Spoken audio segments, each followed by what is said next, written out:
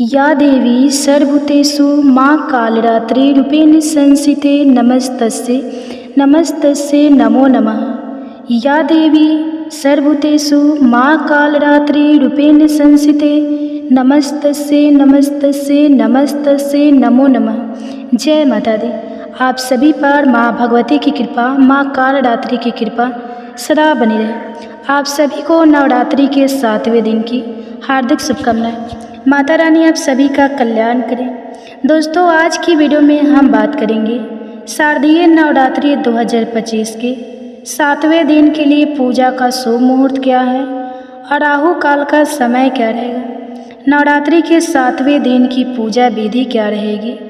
आपको बता दें कि नवरात्रि के 7वें दिन माँ दुर्गा के 7वें स्वरूप माँ कालरात्रि की पूजा की जाती है। तो आज हम आपको माँ कालरात्रि की संपूर्ण पूजा विधि बताएंगे कि माँ कालरात्रि की पूजा करते समय आपको किस रंग के कपड़े पहनना चाहिए और कौन सा फूल आपको माँ कालरात्रि को अर्पित करना चाहिए और माँ कालरात्रि का प्रिय भोग क्या है। इसके अलावा आपको बताऊंगी कि माँ कालरात्रि को प्रसन्न करने के लिए आपको कौन से मंत्र का जाप करना चाहिए। आपको बहुत ही छोटा और आसान सा मंत्र बताऊंगी और इसके अलावा माँ कालरात्रि की कथा भी सुनाऊंगी। साथ ही साथ नवरात्रि के 7वें दिन किए जाने वाले की इच्छा पूर्ति उपाय बताऊंगी, जिसे करके आप अपनी मुँह मांगी मुराद को पूरा कर सकते हैं। लेकिन वीडियो शुरू करने से पहले आपसे निवेदन है कि यदि वीडियो आपको थोड़ा सा भी अच्छा लगे तो कृपया एक बार लाइक अवश्य कर दीजिएगा, क्योंकि आपका एक लाइक हमारे लिए बहुत महत्वपूर्ण होता है। और माता रानी की कृपा प्राप्त करने के लिए कमेंट बॉक्स में अवश्य लिखिएगा जय माता दी, जय माँ कालरात्रि। तो चलिए बात करते हैं नवरात्रि के 7वें दिन की। दोस्तों, नवरात्रि के 7वें दिन माँ कालरात्रि की पूजा की जाती है। माँ कालरात्रि की पूजा करने से आने वाली बाधाएं दूर होती है। माँ कालरात्रि की पूजा से शनि देव भी शांत होते हैं। उनकी पूजा करने से जीवन में आने वाले संकटों से रक्षा होती है। माँ कालरात्रि शत्रु और दुश्मनों का संहार करती है। माँ कालरात्रि की पूजा करने से तनाव, अज्ञात, भय और बुरी शक्तियाँ दूर होती है। माँ कालरात्रि का रंग कृष्ण वर्ण है। कृष्ण वर्ण के कारण ही उन्हें कालरात्रि कहा जाता है और उनके केश बिखरे हुए और उनके गले में नारमंड की माला है। माँ कालरात्रि के 3 नेत्र ब्रह्मांड की तरह विशाल और गोल है, जिनमें से बिजली की भांति किरण निकलती रहती है। और माँ गंधर्व यानी गधा की सवारी करती है। माँ के 4 हाथ हैं। उनके ऊपर दाहिने हाथ में वह आशीर्वाद दे रही है और निचले दाहिने हाथ में माँ निडरता प्रदान करती है। उनके बाएं हाथ में कटार और निचले बाएं हाथ में लोहे का कांटा है। दोस्तों, माँ कालरात्रि की पूजा करने से हम अपने क्रोध पर विजय प्राप्त कर सकते हैं। माँ कालरात्रि साधक को ज्ञान देती है कि अपने क्रोध का उपयोग अपनी सफलता के लिए कैसे करना है। दोस्तों, माँ कालरात्रि का स्वरूप देखने में अत्यंत ही भयानक है, लेकिन सदैव अपने भक्तों को शुभ फल देती है। इसी कारण इनका एक नाम शुभकारी भी है। माँ कालरात्रि को यंत्र, मंत्र और तंत्र की देवी कहा जाता है। दानव, भूत, प्रेत, पिशाच आदि उनके नाम लेने मात्र से ही भाग जाते हैं। दोस्तों, माँ कालरात्रि की पूजा तांत्रिक विशेष सिद्धि की प्राप्ति के लिए निशा काल यानी रात के समय की जाती है। चलिए जानते हैं शारदीय नवरात्रि 2025 के 7वें दिन के शुभ मुहूर्त क्या है और राहु काल का समय क्या रहेगा। दोस्तों, साल 2025 में शारदीय नवरात्रि का 7वां दिन 29 सितंबर 2025 दिन सोमवार को रहेगा और 7वीं तिथि की शुरुआत 28 सितंबर को दोपहर 2:27 पर हो जाएंगी और 7वीं तिथि की समाप्ति 29 सितंबर को शाम 4:31 पर होंगी। बात करें पूजा के शुभ मुहूर्त की, तो सुबह की पूजा का पहला शुभ मुहूर्त सुबह 6:13 से लेकर सुबह 7:43 तक रहेगा। सुबह की पूजा का दूसरा शुभ मुहूर्त सुबह 9:12 से लेकर सुबह 10:42 तक रहेगा और शाम की पूजा का शुभ मुहूर्त शाम 4:40 से लेकर शाम 7:40 तक रहेगा और इस दिन अभिजीत मुहूर्त सुबह 11:47 से लेकर दोपहर 12:35 तक रहेगा और इस दिन सूर्योदय का समय सुबह 6:13 पर रहेगा और सूर्यास्त का समय शाम 6:09 पर रहेगा और इस दिन राहु काल का समय सुबह 7:43 से लेकर सुबह 9:12 तक रहेगा। दोस्तों, राहु काल अशुभ समय होता है। इस दौरान कोई भी शुभ कार्य, पूजा या उपाय ना करें। बात करें माँ कालरात्रि के प्रिय रंग की, तो माँ कालरात्रि का प्रिय रंग नीला है। इस दिन माँ की पूजा करते समय आपको नीले रंग के वस्त्र धारण करना चाहिए और माँ कालरात्रि का प्रिय पुष्प रात रानी है।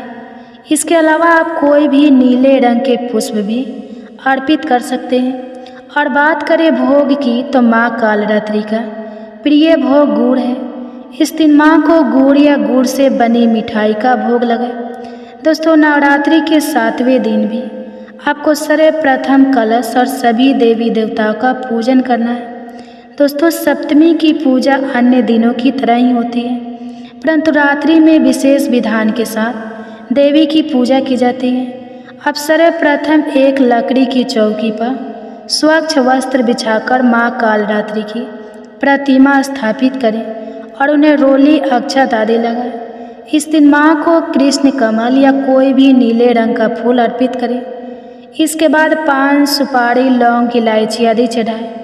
इसके बाद धूप दीप जलाकर माँ कालरात्रि की कथा पढ़ें या सुने। तत्पश्चात आप माँ कालरात्रि के मंत्र ओम ऐं ह्रीं क्लीं कालरात्राय नमः का जाप करें या इसके अलावा या देवी सर्वभूतेषु माँ कालरात्रि रूपेण संस्थिता नमस्तस्यै नमस्तस्यै नमस्तस्यै नमो नमः का 108 बार जाप करें। इसके बाद आप माँ से अपनी मनोकामना अवश्य बोलें और अंत में माँ की आरती करके विधिवत पूजा को संपन्न करें। दोस्तों, सप्तमी के दिन तंत्र साधना करने वाले साधक मध्य रात्रि में देवी की तांत्रिक विधि विधान से पूजा करते हैं। माँ की इस तरह से पूजा करने से मृत्यु का भी भय नहीं सताता है। देवी का यह रूप रिद्धि सिद्धि प्रदान करने वाला है। देवी भगवती के प्रताप से सब मंगल ही मंगल होता है। चलिए अब सुनते हैं माँ कालरात्रि की कथा। एक पौराणिक कथा के अनुसार एक बहुत बड़ा राक्षस रक्त बीज था। इस दानव ने लोगों के साथ साथ देवताओं को भी परेशान कर रखा था। रक्त बीज दानव की विशेषता यह थी कि जब उसके खून की बूंद धरती पर गिरती थी तो बिल्कुल उसके जैसा दानव बन जाता था। दानव की शिकायत लेकर सभी देवता भगवान शिव जी के पास पहुँचे। भगवान शिव जानते थे कि इस दानव का अंत माता पार्वती कर सकती है। भगवान शिव ने माता पार्वती जी से अनुरोध किया। इसके बाद माँ पार्वती ने स्वयं शक्ति साधन किया। इस तेज ने माँ कालरात्रि को उत्पन्न किया। इसके बाद जब माँ दुर्गा ने दैत्य रक्त बीज का अंत किया और उसके शरीर से निकलने वाले रक्त को माँ कालरात्रि ने जमीन पर गिरने से पहले ही अपने मुख में भर लिया। इस तरह से देवी माँ ने सबका गला काटते हुए दानव रक्त बीज का अंत किया। रक्त बीज का वध करने वाली माता पार्वती का यह रूप माँ कालरात्रि कहलाया। चलिए अब जानते हैं नवरात्रि के 7वें दिन किए जाने वाला इच्छा पूर्ति उपाय। दोस्तों, यदि आप शत्रुओं से परेशान हैं तो माँ कालरात्रि की पूजा करें। शत्रुओं और विरोधियों को शांत करने के लिए नवरात्रि के 7वें दिन माँ कालरात्रि की पूजा करनी चाहिए। इसके लिए आप सफ़ेद या लाल रंग के वस्त्र धारण करके रात के समय माँ कालरात्रि की पूजा करें। इसके बाद माँ की समक्ष घी का दीपक जलाएं और माता को गुड़ का भोग लगाएं।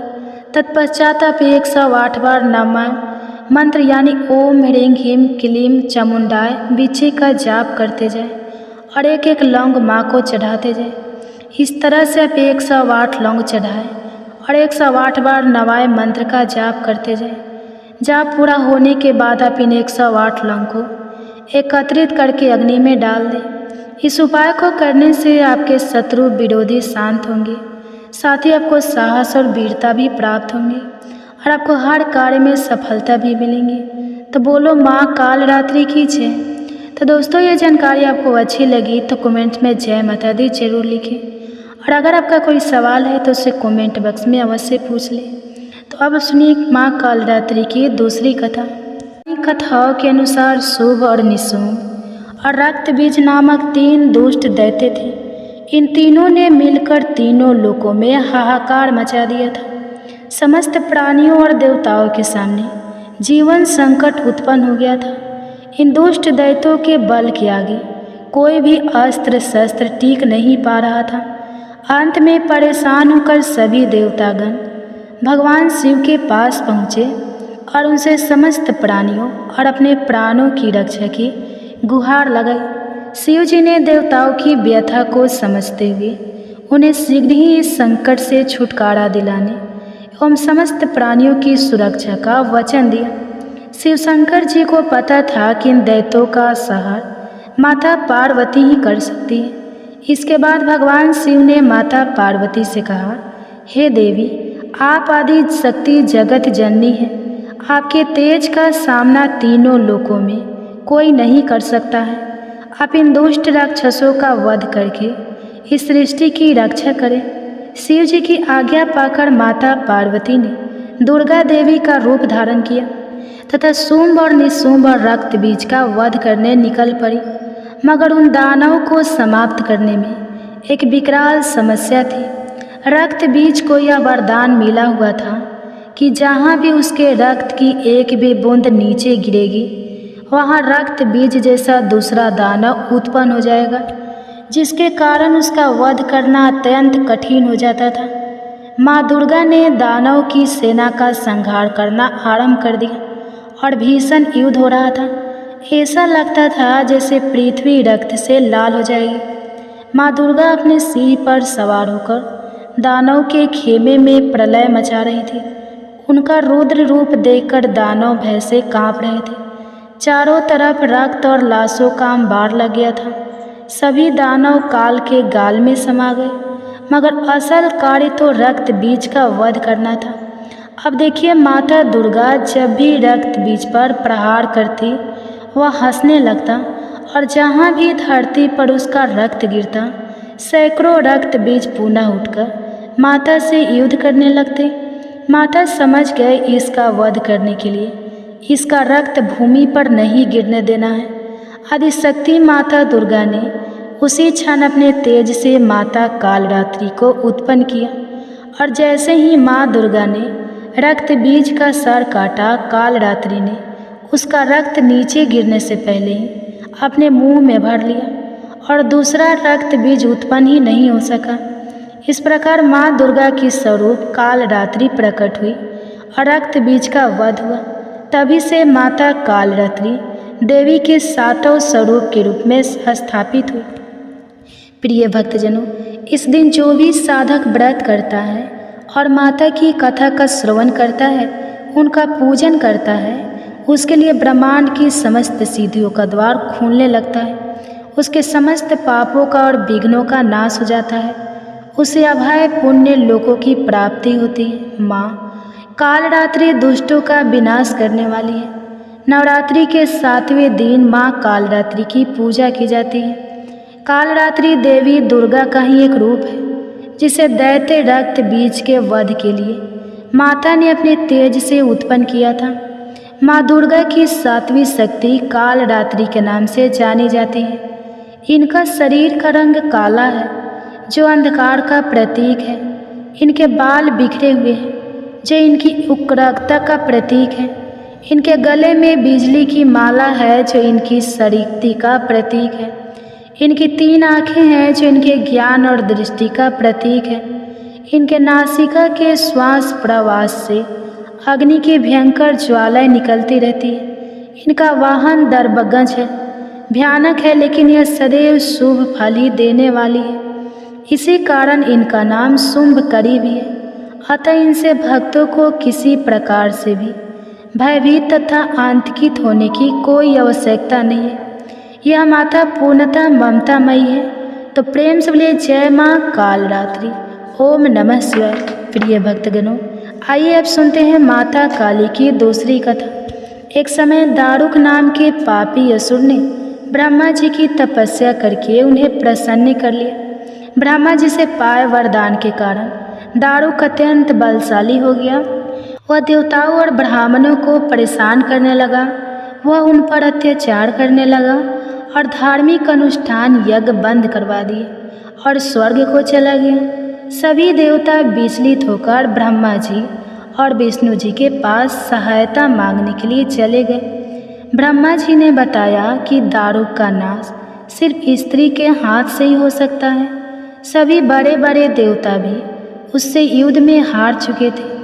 अंत में अब निश्चय किया गया कि दारुक का वध भगवान शिव की पत्नी माता पार्वती करेंगी। भगवान शिव ने अपना नेत्र खोलकर भयानक और प्रचंड महाकाली को जन्म दिया। उनका शरीर काले रंग का था। माता काली के माथे पर तीसरा नेत्र और चंद्र रेखा थी।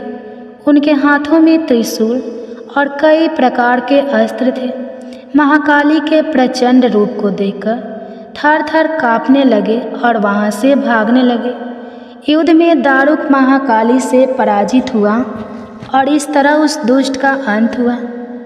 महाकाली के भयानक रूप से चारों तरफ अग्नि की भयानक लपटें उत्पन्न हो गई। महाकाली के क्रोध को भगवान शिव ही रोक सकते थे, इसलिए उन्होंने एक बालक का रूप लिया। भगवान शिव शमशान पहुँचे और वहाँ बालक के रूप में लेटकर रोने लगे। छोटे बालक को देखकर महाकाली का क्रोध शांत हो गया। उनके हृदय में ममता भावना जागृत हो गई। उन्होंने शिव जी रूपी छोटे बालक को उठाया और अपने स्तनों का दूध पिलाने लगे, इसलिए उन्हें कहते हैं शिवा धात्री। इस प्रकार से शिव जी ने उनके क्रोध को पी लिया। इस प्रकार महाकाली का भयानक और प्रचंड क्रोध शांत हुआ। इसके बाद महाकाली मूर्छित हो गई। उन्हें होश में लाने के लिए भगवान शिव ने तांडव नृत्य किया। होश में आने पर वे पुनः माता पार्वती के रूप में आ चुकी थी। माता पार्वती भगवान शिव का नृत्य देखकर नृत्य करने लगी, जिसके कारण उन्हें योगिनी नाम से पुकारा जाता है। एक बार सभी प्रेम से बोलिए जय माता काली।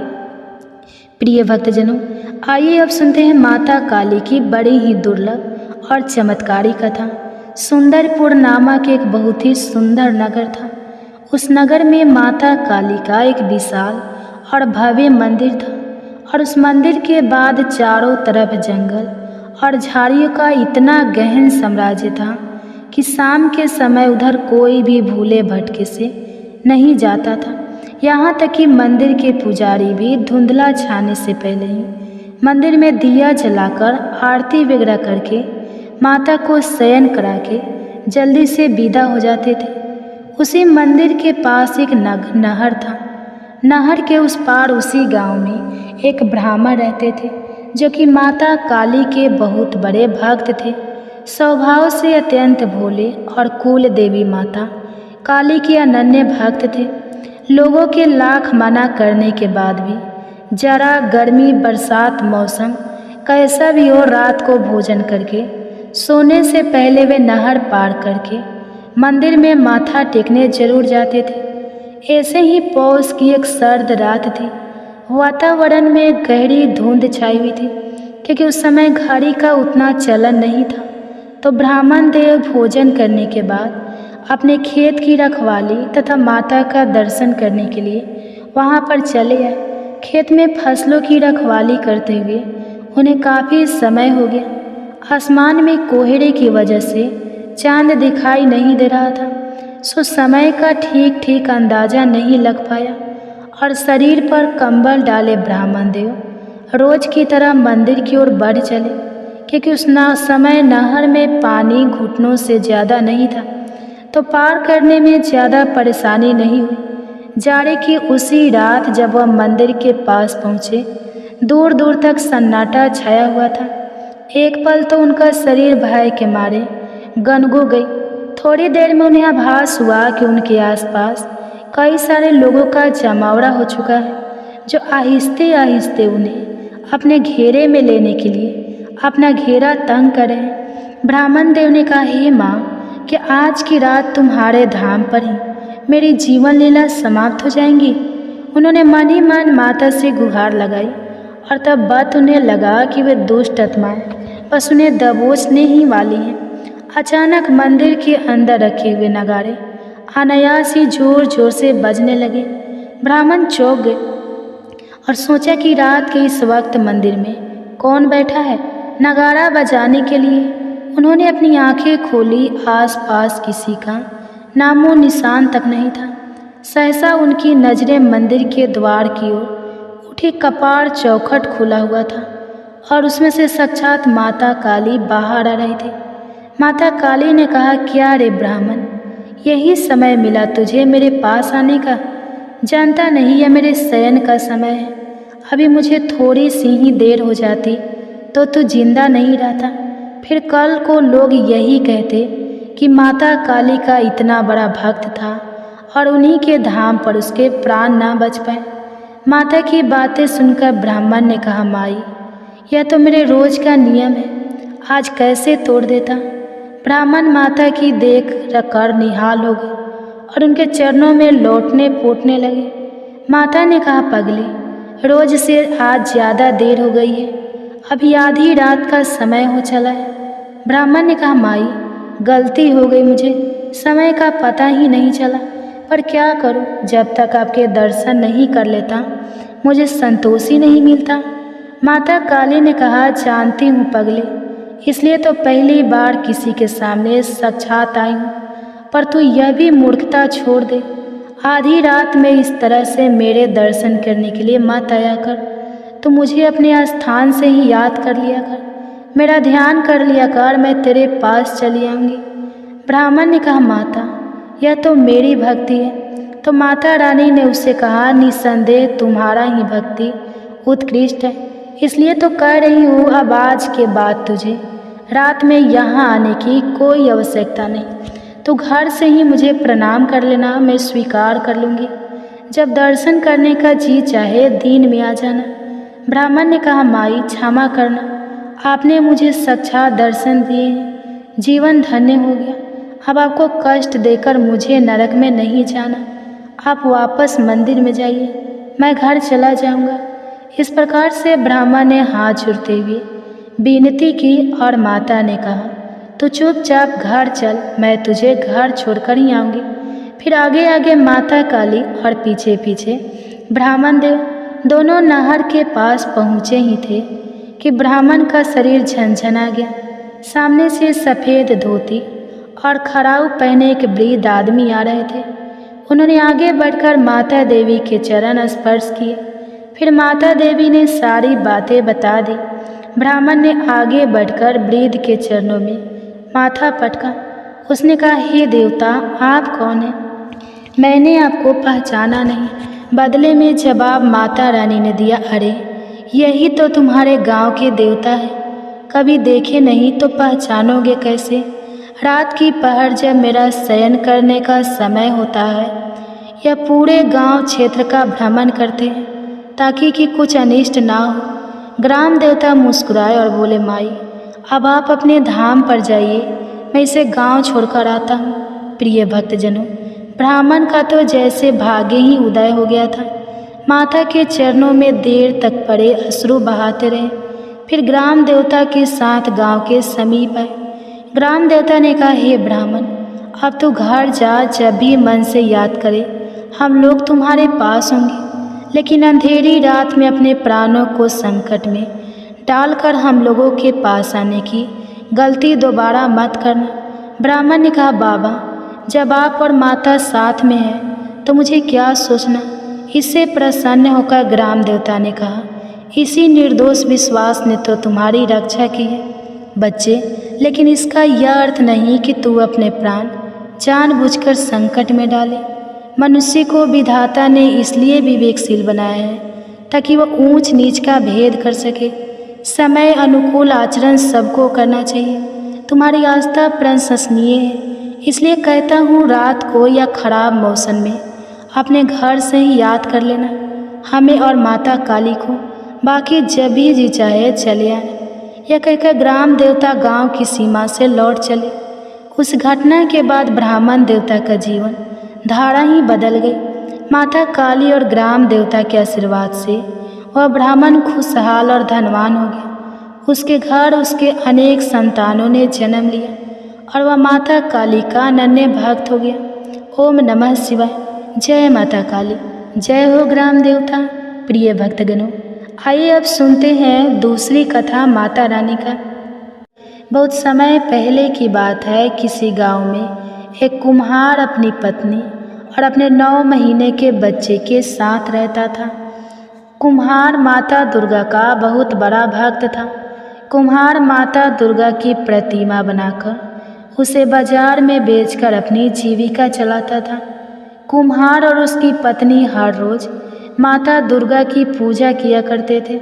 कहते हैं माता अपने सच्चे भक्तों की परीक्षा अवश्य लेती है। एक बार कुम्हार माँ दुर्गा की प्रतिमा बनाने के लिए मिट्टी को अपने पैरों से रोध रहा था। वह आंखें बंद करके माता दुर्गा का ध्यान करते हुए मिट्टी को रौंद रहा था। कुम्हार की पत्नी खाना बनाने में व्यस्त थी। वह अपने बच्चे को बाहर चारपाई पर सुलाकर चली गई। अचानक बच्चे की नींद खुल गई। वह बच्चा खेलते खेलते वहां आ गया जहां पर उसका पिता कुम्हार माता दुर्गा के ध्यान में मग्न होकर अपने पैरों से मिट्टी को रौंद रहा था।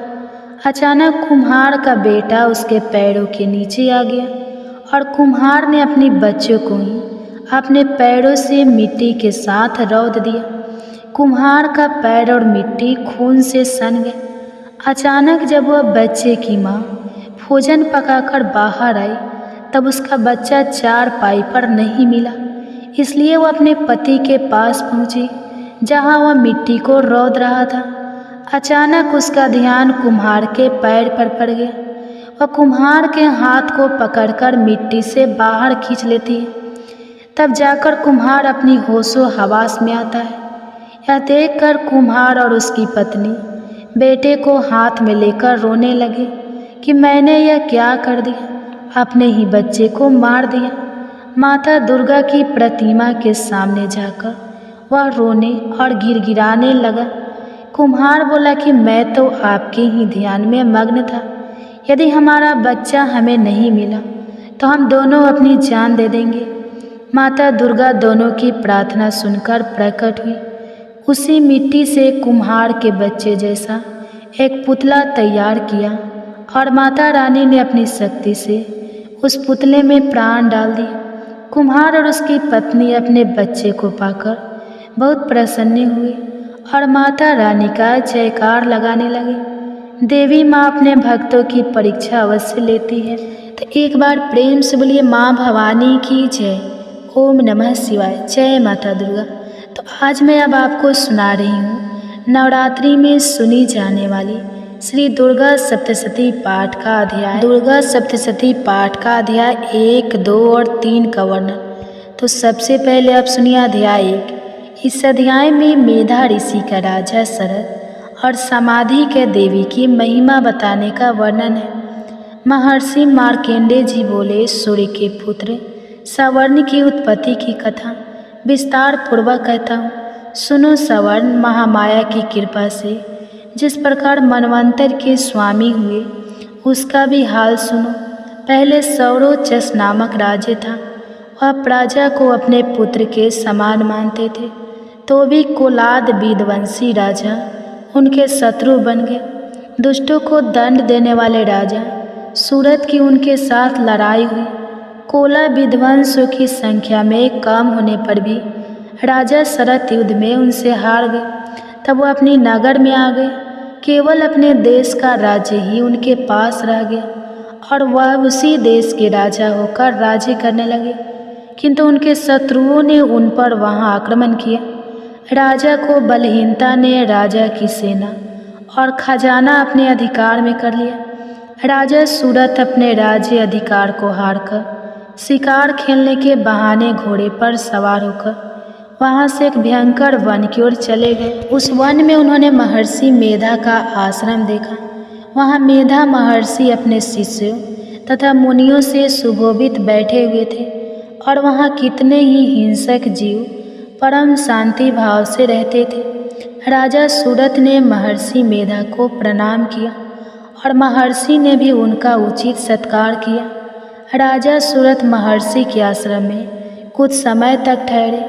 अपने नगर की ममता क्या कर सकते, राजा अपने मन में सोचने लगे, पूर्व काल में पूर्वजों ने जिस नगर का पालन किया था वह आज मेरे हाथ से निकल गया। मेरे दुष्ट एवं दुरात्मा मंत्री मेरे नगर की अब धर्म से रक्षा कर रहे होंगे या नहीं। मेरा प्रधान हाथी जो कि सदा मंद की वर्षा करने वाला और शूरवीर था, मेरे वैरियों के वश में होकर ना जाने क्या दुख भोग रहा होगा। मेरे आज्ञाकारी नौकर जो मेरी कृपा से धन और भोजन पाने से सदैव सुखी रहते थे और मेरे पीछे पीछे चलते थे, वह अब निश्चय ही दुष्ट राजाओं का अनुसरण करते होंगे तथा मेरे दुष्ट एवं दुरात्मा मंत्रियों द्वारा व्यर्थी धन को व्यक्त करने से संचित किया हुआ मेरा खजाना एक दिन अवश्य खाली हो जाएगा। इस प्रकार की बहुत सी बातें सोचता हुआ राजा निरंतर दुखी रहने लगा। एक दिन राजा सूरत ने महर्षि मेधा के आश्रम के निकट एक वैश्य को देखा। राजा ने उससे पूछा, भाई तुम कौन हो? यहाँ तुम्हारे आने का क्या कारण है और तुम मुझे शोकग्रस्त तनमने से दिखाई देते हो, इसका क्या कारण है? राजा के मन यह नम्र वचन सुनकर वैश्य ने महाराज सूरत को प्रणाम करके कहा। वैश्य बोला, राजन मेरा नाम समाधि है, मैं धनियों के कुल में उत्पन्न एक वैश्य हूँ। मेरे दुष्ट स्त्री पुत्र आदिकों ने लोभ से मेरा सब धन छीन लिया है और मुझे घर से निकाल दिया है। मैं इस तरह से दुखी होकर इस वन में चला हूँ और यहाँ रहता हुआ मैं इस बात को भी नहीं जानता कि अब घर में इस समय सब कुशल है या नहीं। यहाँ मैं अपने परिवार का आचरण संबंधी कोई समाचार भी नहीं पा सकता कि वह घर में इस समय कुशल पूर्वक है या नहीं।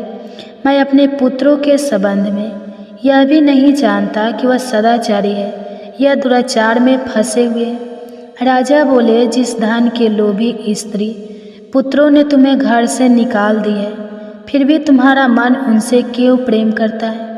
वैश्य ने कहा, मेरे विषय में आपका ऐसा कहना ठीक है, किंतु मेरा मन इतना कठोर नहीं है। यद्यपि उन्होंने धन के लोभ में पड़कर प्रीत स्नेह को त्याग कर मुझे घर से निकाल दिया है, तो भी मेरे मन में उनके लिए कठोरता नहीं आती। हे महामती, मेरा मन फिर भी उनमें क्यों फंस रहा है? इस बात को जानता हुआ भी मैं नहीं जान रहा। मेरा चित्त उनके लिए दुखी है। मैं उनके लिए लंबी लंबी सांसें ले रहा हूँ। उन लोगों में प्रेम नाम को नहीं है, फिर भी ऐसे ही स्नेहित कठोर नहीं होता। मार्कंडेय ऋषि जी ने कहा, हे ब्राह्मण, इसके पश्चात महाराज सूरत और वह वैश्य दोनों महर्षि मेधा के समीप गए और उनके साथ यथा योग्य न्याय संभाषण करके दोनों ने व्रता आरंभ की। राजा बोले, हे भगवान, मैं आपसे एक बात पूछना चाहता हूँ, सो आप कृपा करके मुझे बताइए। मेरा मन अधीन नहीं है, इससे मैं बहुत दुखी हूँ। राज्य धन आदि की चिंता अभी तक मुझे बनी हुई है और मेरी यह ममता ज्ञानियों की तरह बढ़ती है। और यह समाधि नामक वैश्य भी अपने घर से अपमानित होकर आया है। इसके स्वजनों ने भी इसे त्याग दिया है। स्वजनों से त्यागा हुआ भी यह उनसे हार्दिक प्रेम रखता है। हम दोनों ही दुखी हैं। हे महाभाव, उन लोगों के अवगुणों को देखकर भी हम दोनों के मन में उनके लिए ममता जनित आकर्षक उत्पन्न हो रहा है। हमारे ज्ञान रहते हुए भी ऐसा क्यों है? अज्ञानी मनुष्यों की तरह हम दोनों में यह मूर्खता क्यों है? महर्षि मेधा ने कहा, विषम मार्ग का ज्ञान सब जंतुओं के हैं। सबों के लिए विषय अलग अलग होते हैं। कुछ प्राणी दिन में नहीं देखते और कुछ रात को, परंतु कई जीव ऐसे हैं जो दिन तथा रात दोनों में देख सकते हैं। यह सत्य है कि मनुष्यों में ज्ञान प्रधान है, किंतु केवल मनुष्य ही ज्ञानी नहीं होता। पशु पक्षी आदि भी ज्ञान रखते हैं। जैसे यह पशु पक्षी ज्ञानी है, वैसे ही मनुष्य का ज्ञान है। और जो ज्ञान मनुष्यों में है वैसे ही पशु पक्षियों में है तथा अन्य बातों भी दोनों में एक जैसी पाई जाती है। ज्ञान होने पर भी इन पक्षियों की ओर देखो कि अपनी भूख से पीड़ित बच्चों की चोंच में कितने प्रेम से अन्न के दाने डालते हैं। हे राजन, ऐसा ही प्रेम मनुष्यों में अपनी संतान के प्रति भी पाया जाता है। लोभ के कारण अपने उपकार का बदला पाने के लिए मनुष्य पुत्रों की इच्छा करते हैं और इस प्रकार मोह के गड्ढे में गिरा करते हैं। भगवान श्री हरि की जो माया है उसी से यह संसार मोहित हो रहा है। इसमें आश्चर्य की कोई बात नहीं है, क्योंकि वह भगवान विष्णु की योग निद्रा है। यह माया ही तो है जिसके कारण संसार मोह में जकड़ा हुआ है। यही महामाया भगवती देवी ज्ञानियों के चित्त को बलपूर्वक खींचकर मोह में डाल देती है और उसी के द्वारा संपूर्ण जगत की उत्पत्ति होती है। यही भगवती देवी प्रसन्न होकर मनुष्य को मुक्ति प्रदान करती है। यही संसार के बंधन का कारण है तथा संपूर्ण ईश्वर की भी स्वामिनी है। महाराज शरत ने पूछा, भगवान वह देवी कौन सी है जिसको आप महामाया कहते हैं? हे ब्राह्मण, वह कैसे उत्पन्न हुई और उसका कार्य क्या है? उसके चरित्र कौन कौन से हैं प्रभु? उसका जैसा प्रभाव हो, जैसा स्वरूप हो, वह सबकी कृपा करके मुझसे कहिए, मैं आपसे सुनना चाहता हूँ। महर्षि मेधा बोले, राजन वह देवी तो नित्य स्वरूपा है। उसके द्वारा यह संसार रचा गया है, तभी उसकी उत्पत्ति अनेक प्रकार से होती है। वह सब आप मुझसे सुनो। वह देवताओं का कार्य सिद्ध करने के लिए प्रकट होती है। उस समय वह उत्पन्न हुई कहलाती है। संसार को जलमय करके जब भगवान विष्णु योग निद्रा का आश्रय लेकर शेषशय्या पर सो रहे थे, तब मधु कैटभ नाम के 2 असुर उनके कानों के मैल से प्रकट हुए और वह श्री ब्रह्मा जी को मारने के लिए तैयार हो गए। श्री ब्रह्मा जी ने जब उन दोनों को अपनी ओर आते देखा और यह भी देखा कि भगवान विष्णु योग निद्रा का आश्रय लेकर सो रहे हैं, तो उस समय श्री भगवान को जगाने के लिए उनके नेत्रों में निवास करने वाली योग निद्रा की स्तुति करने लगे। श्री ब्रह्मा जी ने कहा, हे देवी, तुम ही स्वाहा, तुम ही स्वधा और तुम ही वटर भी तुम्हारा ही स्वरूप है। तुम ही जीवन देने वाली सुधा हो। नित्य अक्षर प्रणव में का उकार मकार, इन तीनों में माताओं के रूप में तुम ही स्थिर हो। इनके अतिरिक्त जो बिंद पथ अर्ध मात्रा है, जिसका कि विशेष रूप से उच्चारण नहीं किया जाता है, हे देवी वह भी तुम ही हो। हे देवी, संध्या सावित्री और परजननी तुम ही हो। तुम इस विश्व को धारण करने वाली हो। तुमने ही इस जगत की रचना की है और तुम ही इस जगत का पालन करने वाली हो। तुम ही कल्प के अंत में सबको भक्षण करने वाली हो। हे देवी, जगत की उत्पत्ति के समय तुम सृष्टि रूपा होती हो, पालन काल में स्त्री रूपा होती हो और कल्प के अंत में संहार रूप धारण कर लेती हो। तुम ही महाविद्या, महामाया, महामेधा, महारा और मोह रात्रि हो। श्री ईश्वरी और बोध स्वरूपा बुद्धि भी तुम ही हो। तुमले माँ भगवती की जय। दुर्गा माता की जय।